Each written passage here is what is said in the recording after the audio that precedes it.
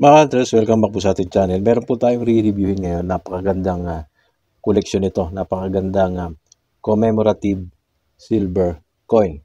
Legal tender po ito. No? Ito yung mga legal tender kasi ginawa ng Bangko Sentral ng Pilipinas. BSP. Ayan siya. No? Tingnan muna natin yung kanyang COA. Makikita dito sa COA niya ay 70 years of Central Banking Philippines. Ayan, commemorative 2019. Tapos meron din dito konting details, no.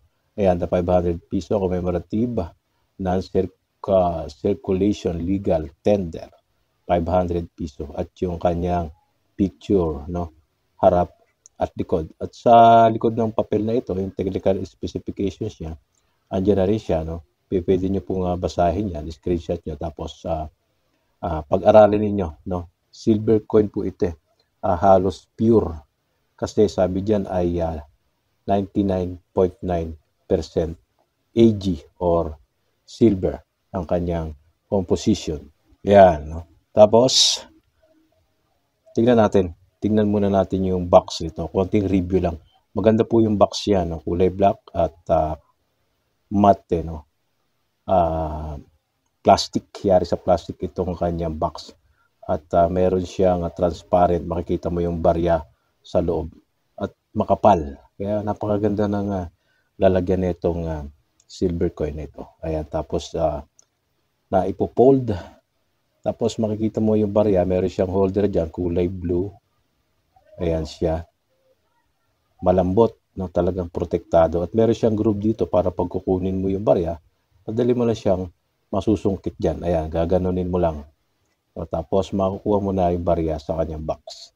At meron na rin siyang capsule para talaga namang protektado yung mismong barya natin. Huwag nyo na hong tatangka yung buksan yung mga ganito kasi pag binuksan nyo yan, mahahawakan nyo yan eh. No? Hayaan nyo na pong ganyan yan.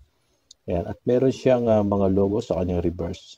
Yung logo ng Bangko Sentral ng Pilipinas at yung iba pang mga logo dito. Ayan. Tignan nyo na lang, no? Makikita yung 70 years of central banking at meron ditong establishment. Bangko Sentral ng Pilipinas yan, maaari, no? 1949, 2019. Ayan yung kanyang reverse. Napakaganda mga ka-hunters. Ayan.